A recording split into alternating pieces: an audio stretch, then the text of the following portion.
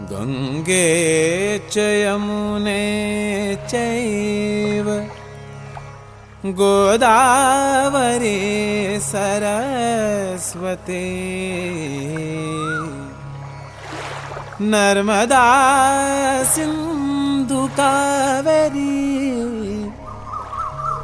जलेस्मिन् सन्निधिं कुरु।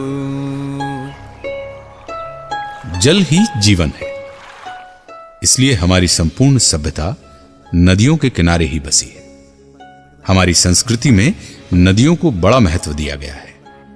शायद इसीलिए हमारे हर पवित्र स्थान, तीर्थ स्थान नदियों के किनारे या तटों पर ही पाए जाते हैं। नदियां हमारे यहां शारीरिक के साथ साथ आध्यात्मिक शुद्धि का भी महत्व रखती हैं, और इसी के चलते हमारी परंपरा रस्मों में इनका बहुत प्रभाव दिखाई पड़ता है। ऐसा माना जाता है कि नदी के पानी में हमें आध्यात्मिक तौर पर निर्मल करने की शक्ति है। यह पानी शोधक और जीवनदाता तो होता ही है, साथ ही हमारे पापों का विध्वंसक भी माना जाता है। आज 92.7 बिग FM पर मैं आशुतोष राणा सुनाऊंगा एक ऐसी शुचि सलीला की कहानी मध्य प्रदेश तथा भारत की सबसे पवित्र नदियों में से एक मां रेवा यानी मां नर्मदा की कहानी। मेरी मिट्टी की धरोहर है,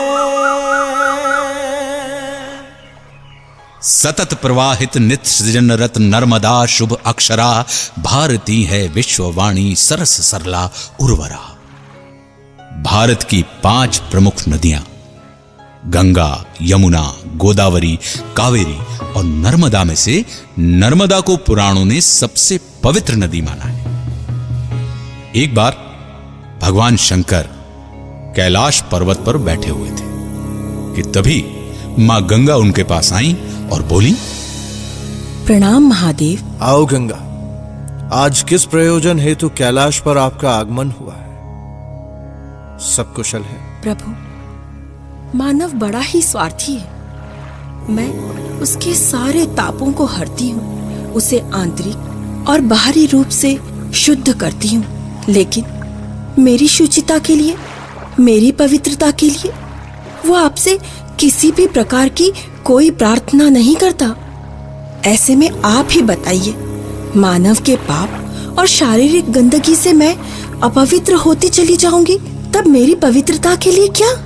प्रभु, मेरी आपसे विनती है, राजा भगीरथ के पूर्वजों को मुक्ति के लिए आपने मेरे वेग और मुझे अपनी जटाओं में स्थान दिया था।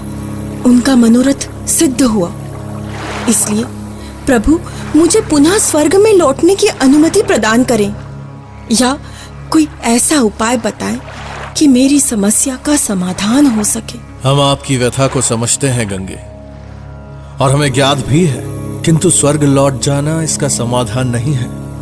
मैं भी स्वर्ग लौटकर स्वयं को स्वार्थी नहीं कहलवाना चाहती, क्योंकि मनुष्य मुझे माँ कहता है, और माँ कभी भी स्वार्थी नहीं हो सकती, कदापि नहीं। हम जानते हैं देवी, आपकी व्यथा का एक समाधान है हमारे पास। प्रभु, आप जो उपाय कहेंगे मैं वो करने को तैयार हूँ। देवी गंगा, भारतवर्ष के मध्य भाग में स्थित है अमरकंटक, जहां से आप ही की बहन नर्मदा का उद्गम हुआ है। वो भी आपकी ही तरह पुण्य सलीला है। अतः जब भी आपको प्रतीत हो कि आप अपवित्र हो रही हैं, तो आप नर्मदा के पुण्य, पवित्र और शुचि जल में स्वयं को शुचि और पवित्र कर सकती हैं। लोकहित के लिए मुझे सब कुछ स्वीकार है, और फिर नर्मदा तो मेरी बहन की तरह ही है।